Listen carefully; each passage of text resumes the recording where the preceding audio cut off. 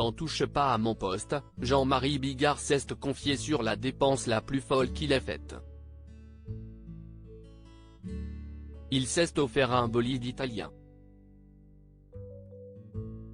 Mais le rêve a tourné court rapidement pour l'humoriste, car cette voiture lui a coûté très cher.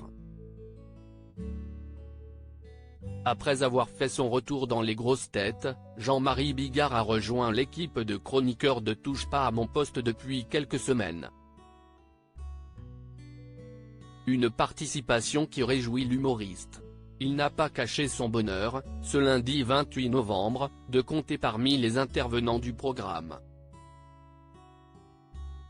J'ai le vent dans le dos, si est-il un cadeau. Tu es mon cadeau de Noël, Cyril, s'est enthousiasmé le compagnon de Lola Marois. Après avoir diffusé un extrait d'On refait la télé qui accueillait ce week-end de Claudio Capéo, toujours soucieux de ses finances malgré le succès, Cyril Hanouna a demandé à Jean-Marie Bigard s'il ne regrettait pas d'avoir dilapidé sa fortune. L'humoriste a réalisé son rêve. L'humoriste a expliqué qu'il n'hésitait jamais à investir son argent pour la bonne cause et notamment équiper les théâtres où il jouait, ce qui sidérait ses partenaires. Je me fais engueuler par mes avocats, qui me disent « Vous allez encore vous faire plumer ». Et je me fais plumer. Si est-il le syndrome de Stockholm, a affirmé Jean-Marie Bigard.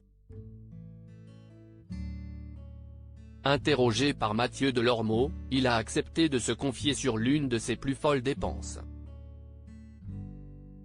Il y a un moment tout d'un coup, je me suis aperçu que je pouvais, si je voulais, m'acheter une Lamborghini Diablo. Elle venait d'arriver. C'était mon rêve de gosse. J'ai dit, je peux le faire, arriver dans le magasin, dire je voudrais ça. Et j'y suis allé, je l'ai acheté, s'est-il remémoré. Un joli rêve qui a tourné court.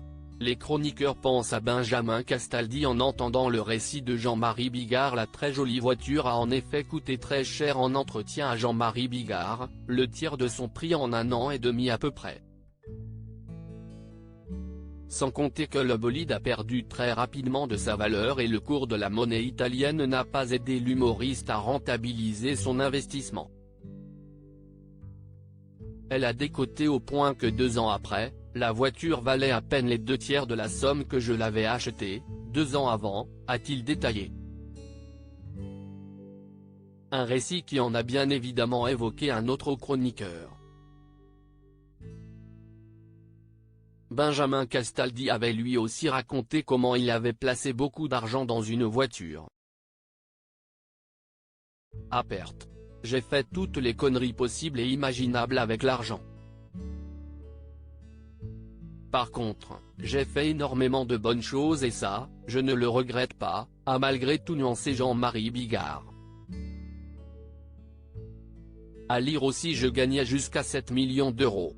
Jean-Marie Bigard fait des confidences cash sur sa fortune.